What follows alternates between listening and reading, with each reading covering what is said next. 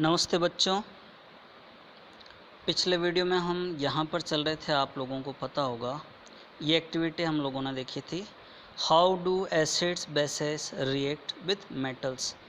Metal के साथ में एसिड और बेस का रिएक्शन किस तरह से होता है वो हम लोगों ने देखा था। ठीक है, तो अब इसमें हम आगे की तरफ बढ़ते हैं। आपको याद आया होगा कि इसमें हाइड्रोजन गैस निकलती है, मेटल के साथ में रिएक्शन होती है, और एक एसिड ऐसा था जिसके साथ में zinc metal hydrogen gas release नहीं करती। वो एसिड कौन सा था? Nitric acid. ठीक है, फिर हम आगे बढ़ते हैं। How do metal carbonates and metal hydrogen carbonates react with acids. अब इसमें हम देखें, देखो एसिड के साथ में कार्बोनेट, मेटल का चाहे कार्बोनेट हो या हाइड्रोजन कार्बोनेट हो, उसकी रिएक्शन किस तरह से होती है। ये जो फिगर है आप इसको देखिए। इस फिगर के अंदर आप देख रहे हैं एक टेस्ट ट्यूब जो स्टैंड पर लगी हुई है। इसके अंदर एसिड लिया हुआ है, थिसल फनल उस कॉर्क के अंदर लगी हुई है। पास में एक और ट्यूब निकल रही है, उसको हमने दूसरी छोटी टेस्ट ट्यूब के अंदर पास किया हुआ है। अब हो क्या रहा है, ये जो थिसल फनल है, इस थिसल फनल से हम मेटल का कार्बोनेट या हाइड्रोजन कार्बोनेट उसके अंदर डालेंगे। अंदर एसिड भरा हुआ है तो रिएक्शन होती है। जब रिएक्शन होती है तो कार्बन डाइऑक्साइड गैस निकलती है। हम ये चेक कर सकते हैं कि वो कार्बन डाइऑक्साइड गैस क्या रिएक्शन करती है। इसको हम पास कर रहे हैं। जो दूसरी टेस्ट ट्यूब है उसके अंदर लाइम वाटर लिया हुआ है, आप देख रहे हो इसमें कैल्शियम हाइड्रोक्साइड सॉल्यूशन लिखा हुआ है और यही लाइम वाटर होता है। तो इसके अंदर पास करने पर ये मिल्की हो जाता है, यानी वाइट कलर का पीपीटी बनता है जो इनसॉल्यूबल होता है। ये क्यों बना इसको समझें हम। क्योंकि यहाँ एसिड के साथ में रिएक्शन हुई मेटल कार्बोनेट की, तो कार्बन डाइऑक्साइड गैस रिलीज़ हुई। उस गैस ने लाइम वाटर के साथ में रिएक्शन की, और लाइम वाटर कैल्शियम हाइड्रोक्साइड या CaOH होल ट्वाइस है, तो उसके साथ रिएक्शन करके कैल्शियम कार्बोनेट बनाया, जो कि पानी के अंदर डिज़ोल्व नहीं होता है, इसलिए वाइट कलर का है। ठीक है, तो हम ऐसे टेस्ट कर सकते हैं। अच्छा, एक चीज़ और है, अगर हम एक्सेस में पास करते हैं कार्बन डाइऑक्साइड गैस को, तो जो मिल्की कलर है वो भी डिसअपीयर हो जाता है।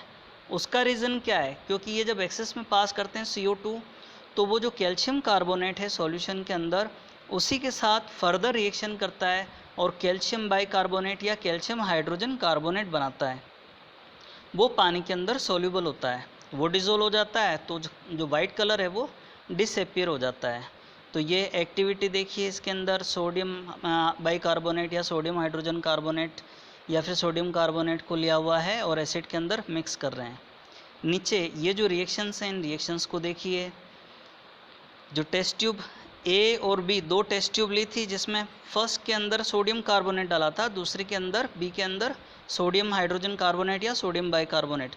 दोनों के अंदर रिएक्शन सेम हो रही है, दोनों के अंदर प्रोडक्ट्स भी सेम बन रहे हैं।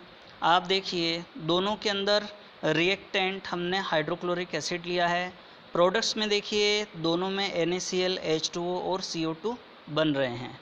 मतलब चाहे आप मेटल का कार्बोनेट लो या हाइड्रोजन कार्बोनेट, रिएक्शन एक जैसी होती है, बस उसको बैलेंस करने की ज़रूरत होती है।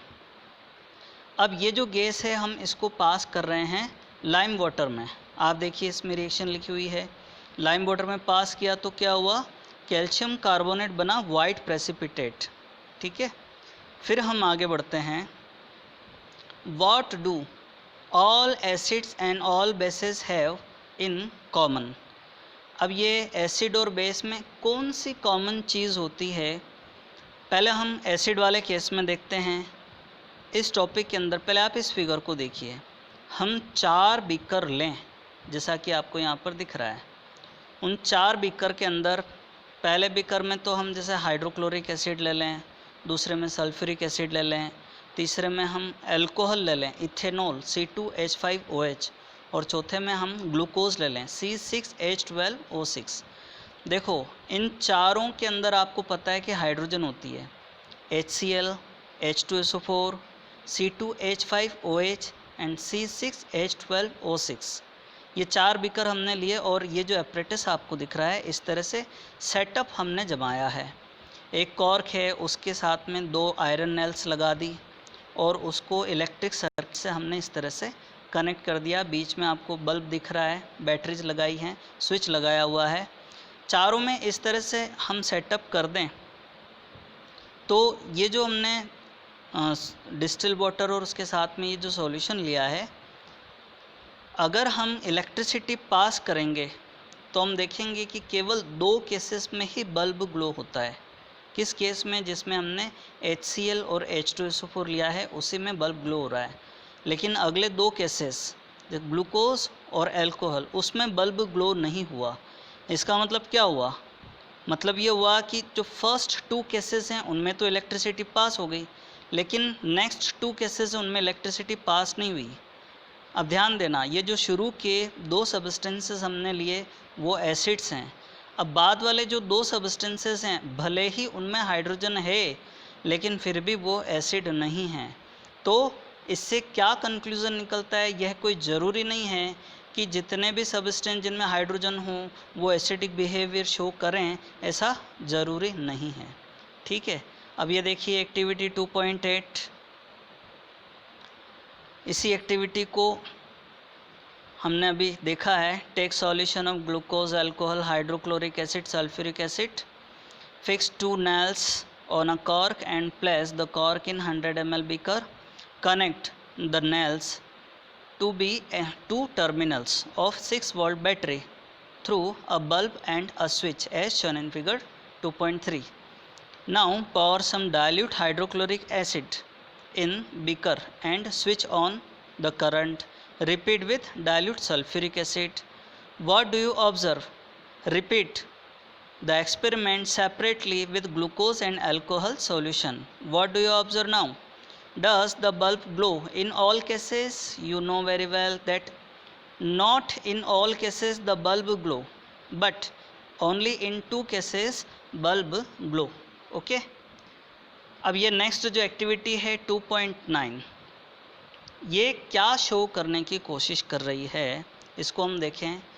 देखो, टेस्ट ट्यूब के अंदर हमने सोडियम क्लोराइड लिया, ड्राई, सूखा, खाने का नमक होता है ना जिसको सोडियम क्लोराइड बोलते हैं। फिर उसके अंदर कंसनट्रेट सल्फ्यूरिक एसिड डालेंगे तो रिएक्शन होती है, उसमें HCl गैस निकलती है ड्राई। अब हम कॉर्क लगा दें, एक ट्यूब उससे बाहर की तरफ निकल रही है। अब आप देखिए, हम 1 बाय 1 करके ब्लू लिटमस पेपर उसके पास लेकर के जाएंगे। पहला लिटमस पेपर ब्लू वाला वो ड्राई होगा और दूसरा वाला वो वेट होगा यानी गीला होगा। ठीक है, तो हम देखेंगे कि जो ड्राई लिटमस पेपर है उसमें कलर चेंज नहीं हुआ, लेकिन जो वेट यानी गीला है लिटमस पेपर, पानी से गीला किया हुआ है, उसमें कलर चेंज हो गया। अब ये एक्सपेरिमेंट करने की ज़रूरत क्यों पड़ी, हम इसको समझते हैं। देखो, हमने जो एक्सपेरिमेंट किया टेस्ट ट्यूब में, हमने सोडियम क्लोराइड और सल्फ्यूरिक एसिड मिक्स किया तो ड्राई गैस निकली हाइड्रोजन क्लोराइड HCl।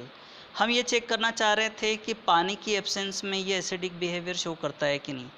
तो जो ड्राई लिटमस पेपर है उसमें कोई कलर चेंज नहीं हुआ, लेकिन जो गीला लिटमस पेपर है उसमें कलर चेंज हो गया।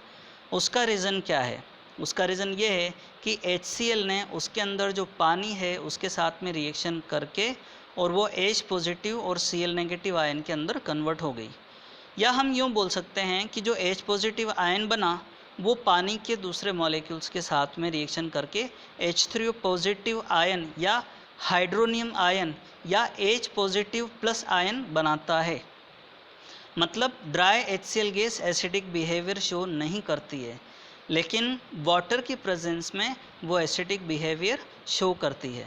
अब इसके अंदर आप ये रिएक्शंस देखिए, जो HCl plus H2O giving H3O positive plus Cl negative लिखा हुआ है, तो एसिडिक बिहेवियर कौन शो करेगा? जो H प्लस या H3O प्लस आयन बनाएगा। अब जो वाटर है ये H प्लस आयन के साथ रिएक्शन करके कंबाइन होकर के हाइड्रोनियम आयन या H3O प्लस बनाता है। ठीक है, देखिए आप लोग यहाँ पर देख रहे हैं इस रिएक्शन के अंदर। फिर NaOH वाले केस में भी हम देखें, इसको भी ये पानी के अंदर डिज़ोल्व होकर के हाइड्रोक्साइड आयन देता है। तो जो हाइड्रोक्साइड आयन देगा वही बेसिक कैरेक्टर शो करेगा। इसी तरह से अगले एग्जांपल्स भी आप देख रहे हो, KOH और MgOH होल ट्वाइस। यानी potassium hydroxide and magnesium hydroxide, ये दोनों भी वाटर की प्रेजेंस में रिएक्शन करके हाइड्रोक्साइड आयन देंगे, तो हम बोल सकते हैं कि ये बेसिक बिहेवियर शो कर रहे हैं। ठीक है, फिर हम आगे देखते हैं। Indicators are used to determine if a substance is an acid और बेस। कौन से इंडिकेटर्स? जैसे लिटमस पेपर हैं, यूनिवर्सल इंडिकेटर हैं या पीएच इंडिकेटर हैं, ये बताते हैं कि कोई सॉल्यूशन वो एसिडिक या बेसिक या न्यूट्रल है या किस नेचर का है ना। तो an indicator changes a specific colour when in presence of N acid और अ बेस। लिटमस पेपर, अब ये आप पहले भी पढ़ चुके हो, फिर भी हम देखते हैं इसको। Indicator made by a special filter paper that contains dyes extracted from lichens, the crusty stuff that grown in rocks।